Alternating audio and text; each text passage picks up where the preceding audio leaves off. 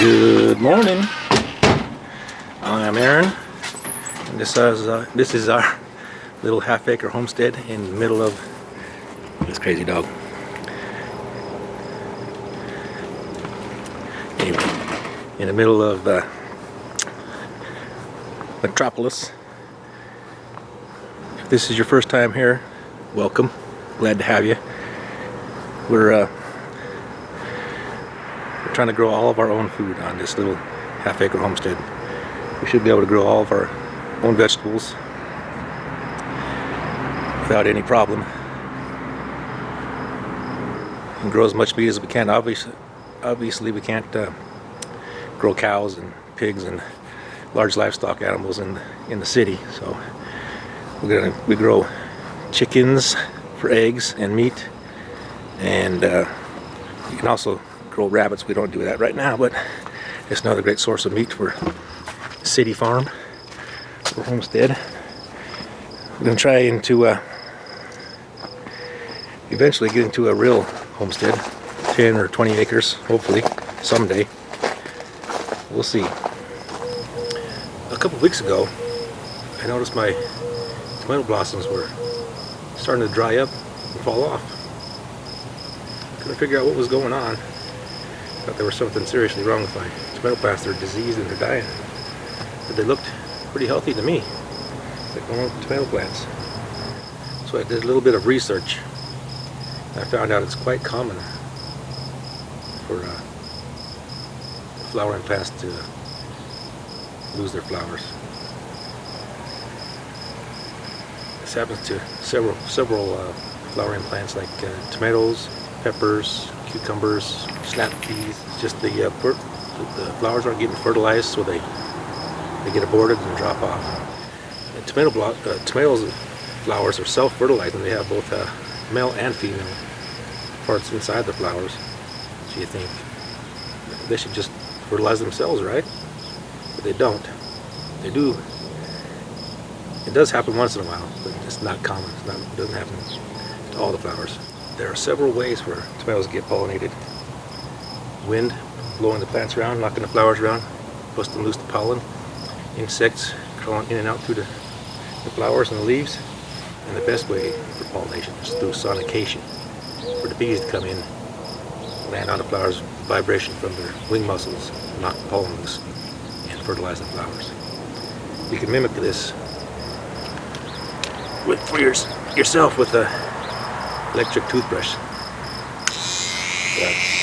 There's the flowers. Put on the flowers, let it vibrate, and it knocks the pollen loose to fertilize the tomato plant. There are several other reasons for tomato blossom drop.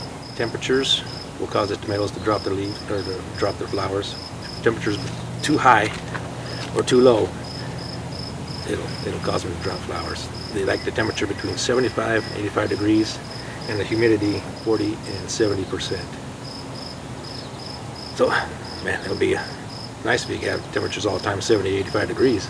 I'd love that. So there's not much we can do about the weather.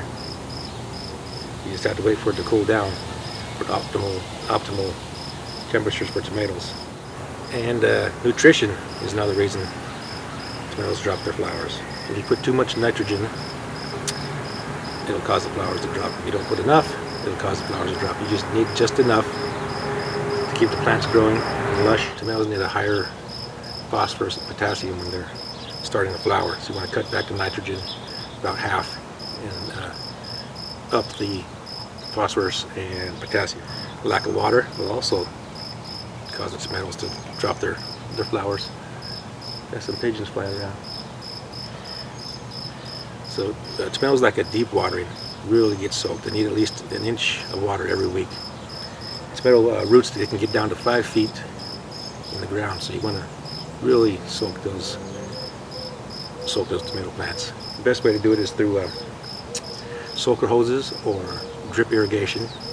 We use drip irrigation. We let it run for about 4 or 5 hours to give it a real good soak.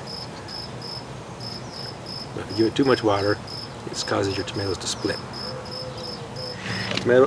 Insects are another reason your tomatoes drop flowers.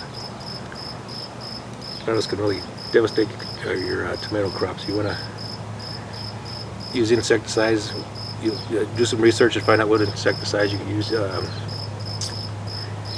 can use natural insecticides like ladybugs. Ladybugs, they kill the aphids and flies that really devastate tomatoes. Or you can use a neem oil. There's other stuff that you can use that are organically approved. Just do some research. I'll have a video on that later. And the tomatoes can start dropping their flowers simply because there's too much fruit. They're controlling their food supply, so they drop the flowers to have enough food to feed the fruit that they already have on the vines. So they'll just drop the flowers off, self-regulating. Ways to help stop blossom drop in the future. You can try different varieties of tomato that are more heat tolerant or better suit your area. So this year we're having a really bad drought. It's been in the upper 90s, low hundreds for about a month and a half. It's been really devastating our plants. Last year we had a different variety in here. We got it. I don't know what it was called. It didn't have a name. We got it. It was an heirloom. We got the packaging. It said it's from China, and it didn't say what type of tomato it was, but it was a paste tomato, really thick-walled, thick-skinned. Grew pretty good. So I think we're going to try those again next year. We're going to do half that and half of what we have. We've got seeds from the box store, our local box store. Big Beef is one of them. Our slicer tomatoes and a Roma tomato. You see right here, they're like a paste tomato, but not as thick. So we're going to use these for sauce this year. And these tomatoes don't like the heat very much, so we're going to have a backup. We're going to use the old tomatoes from last year, some from this year. See how that works out. We'll try maybe another variety from probably Baker Creek. We're going to try something from there because I think they have some heat tolerant tomatoes. Another thing that will help is ensure pollination. Come out once a day. Use your electric toothbrush to vibrate the flowers. Make sure these get pollinated. They'll help produce the fruit. And deep watering. Make sure it gets enough water in the insect control. And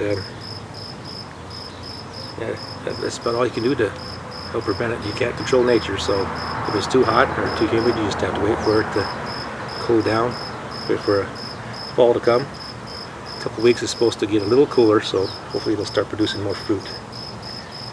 We're going to trim up. We need to do some pruning on this too. That pruning will help. It'll get some sunshine down into the fruit down on the bottom, so it'll ripen up faster so we can get that fruit off of there. And the fruit on the top will be able to grow.